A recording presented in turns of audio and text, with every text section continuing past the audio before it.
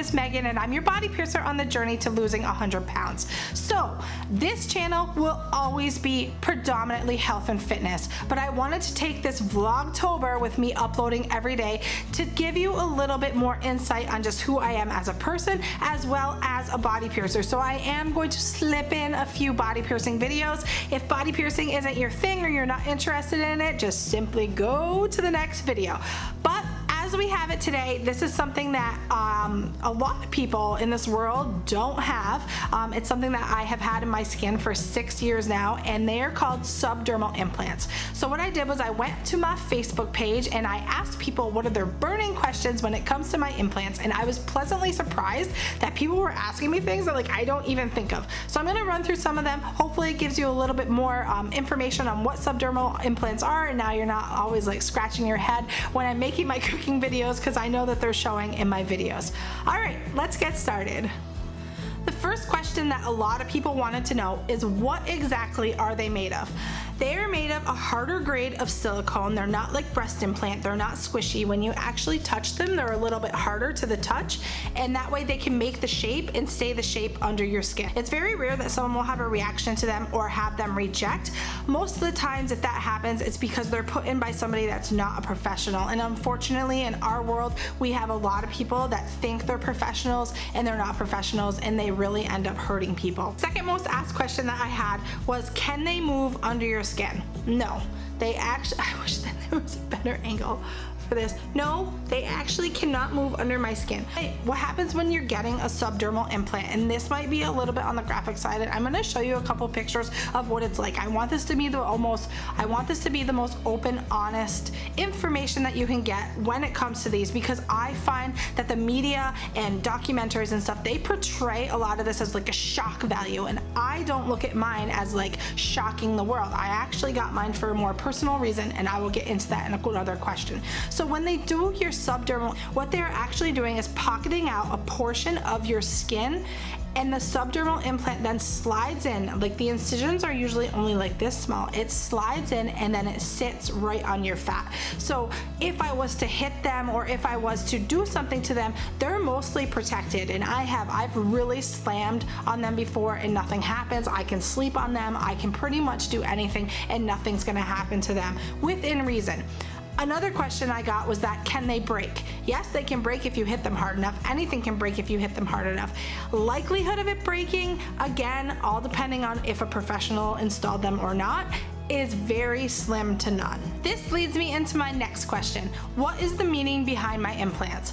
Because I'm in the body piercing industry, I have been very lucky to actually become friends with some of the guys that make the implants, that actually manufacture the implants. And I was joking one time and I said, hey, if you make music notes, I'm gonna get music notes in my arm.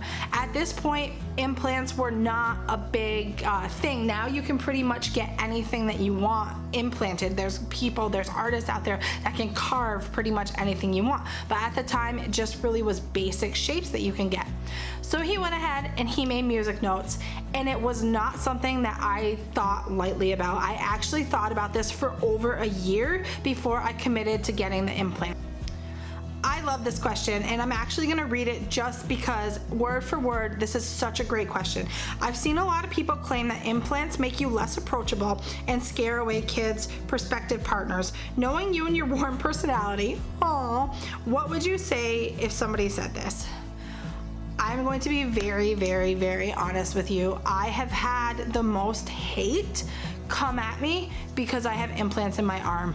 I don't consider myself that shock person. I mean, I don't have horns. I'm not saying that you have horns is a bad thing, but I personally don't consider myself very heavily modified. So I knew, again, that when I made this decision that I was gonna get quite a reaction from it, because it's not something that you see every day. But I've had people be really, really, really mean to me. The best thing that people say to me that really hurt my feelings is, are you effing crazy? Or you're stupid. I've literally woo, okay, I'm not stupid. But I don't find that it makes you more unapproachable. I have a very, very dear friend of mine. He is extremely heavily modified, and we were eating in a buffet once, and there was a kid that was definitely like staring at him, and he knelt down to the kid's level and he talked to the child, and yeah, the child's scared because it's not something that you see every day, and he has horns in his head, and he actually said to the child, would you like to feel them? Mom was there. Mom was, telling the child that some people are different. It's great. And I'm sure that there are some parents out there that are going to yank their child away and be like, don't talk to this person. I can tell you again from being in this industry that some of the most heavily modified people in the world are the sweetest individuals that you could ever meet, have a heart of gold, and they just choose to express themselves way differently than society says is acceptable. How long does it take to heal and for the skin to mold around it? Believe it or not, it takes about 6 to 9 months up to a full 2 years for your skin to mold around your implants.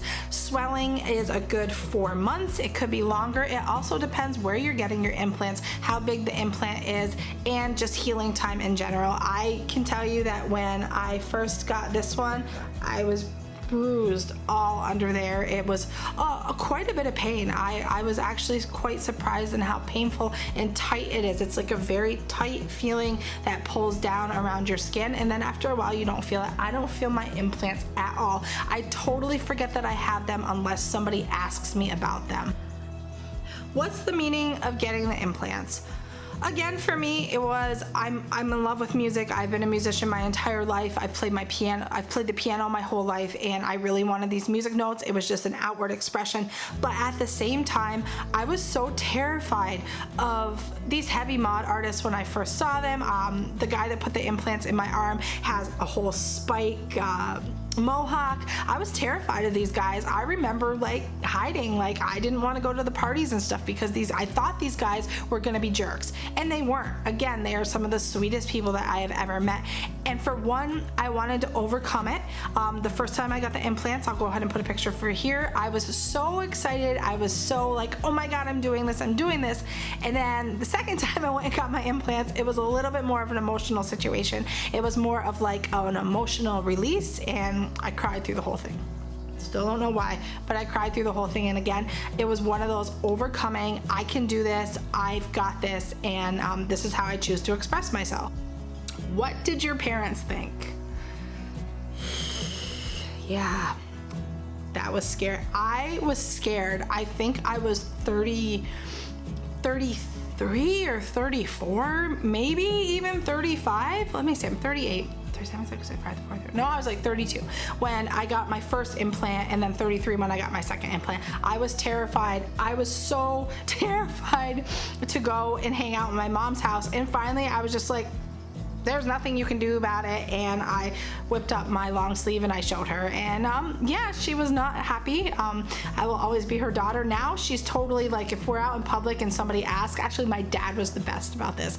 If somebody asked what was under my arm, my dad would be like, subdermal implants, and my dad was an extremely serious guy, so it was really kind of funny after a while that my dad would explain to people what they were, and I'd be like, oh yeah, that's really cool. So no, they were not happy with me.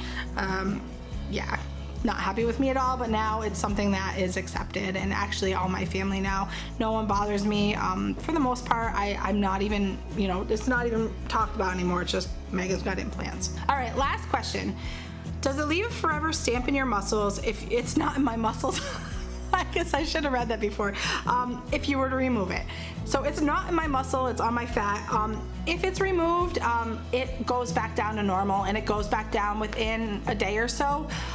They can be easily removed. I mean, you'd have to go to a professional, but yes, they can be taken out. As much as it is a permanent thing, they can be taken out when need be, and most of the time your skin goes back to normal.